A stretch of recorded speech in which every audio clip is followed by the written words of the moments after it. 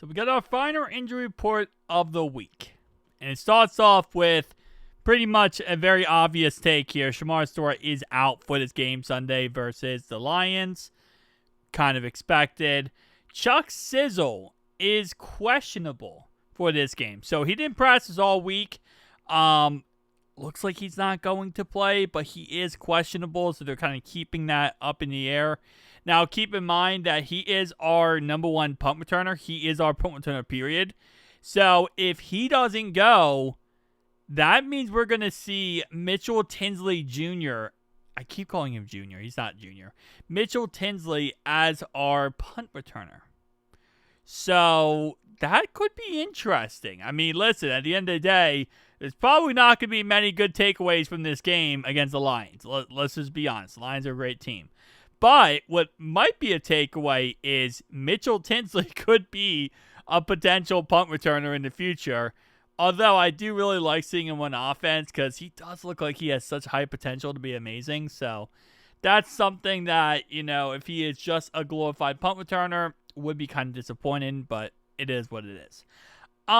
With that being said, Noah Fant is ready to roll after missing last week's game with a concussion.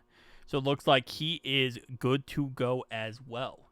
Now, we don't have the injury report for the other side for the Lions, but some other guys to talk about. B.J. Hill was limited with the rest day on Thursday. Same thing with Dax Hill. Matt Lee is going to play, even though he was limited with an ankle injury. So keep that in mind. For their side, again, we don't have the Friday injury report. My guess is most of their guys are going to be ready to go and are going to be fine. And listen, at the end of the day, it is what it is, right? You got to go out there, put your best foot forward, and hope things work out. I would love it if we would at least maybe pick up another quarterback to see as a backup, but it's Friday. You're not going to pick up a quarterback on Friday and start them on Sunday. You're going to have to give them a week to learn the playbook and learn everything, and it's just simply too late for that. So I still mind-boggling to me that we have Brett Ripien on the roster, but I don't really see the point why we have him on the roster, right? We could easily go ahead and just elevate Sean Clifford or elevate Mike White, because what's the point of having Brett Ripien if even when Jake Browning is looking awful and not doing anything, you still refuse to go to Brett Ripien?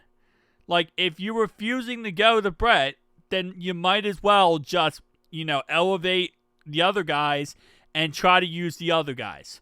It really makes no sense, and I know Zach's going to keep saying, well, we have full faith in Jake Browning. We think Jake Browning could be the next Joe Burrow.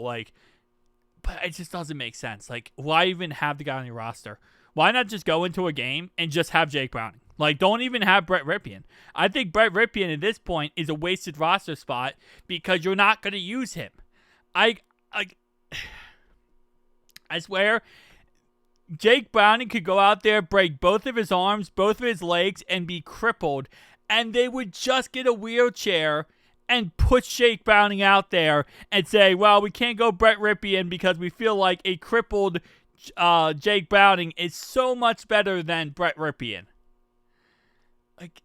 It's almost like a point where they just don't want to have a backup because they don't want the starter, Jake Browning, to be in any way his job's going to be replaced, which makes no sense at all and just is butt backwards at this point. But and again, this is why I feel like they kept Jake Browning for so long, because they didn't want Joe Burrow to feel like, oh, well, if you suck at a game, don't worry, Jake Browning's your backup, you're going to be the starter no matter what.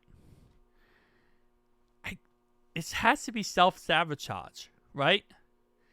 This has to be they're doing it on purpose. To a point where I feel like they are tanking, but they're not tanking. It's so weird. It's like they're tanking, but they're not tanking at the same time. This team, I swear. Zach Taylor, you are a special specimen of a man. And I still don't know how you have a job, but hey, if you ever feel like you're down in a day, like, you just like, maybe you're depressed or something's going on in your life that you just don't like what's happening, just remember one thing. You're not Zach Taylor. That was a better takeaway. I meant to say, if you ever feel like you're going to get fired, well, actually, no. If you ever feel like you can't do a job and you're going to be unsuccessful at a job, just remember Zach Taylor has a job. Still, I am, what is it, $26 million over like 4 years or whatever he's making? Or something like that. No, $16 million over 4 years. He's making ridiculous money to literally do nothing. That's insane. That's actually insane. Like, that we need to, like, there needs to be a documentary. The biggest robbery, the biggest heist of the Cincinnati Bengals. And Zach Taylor is the face of it. Peace out.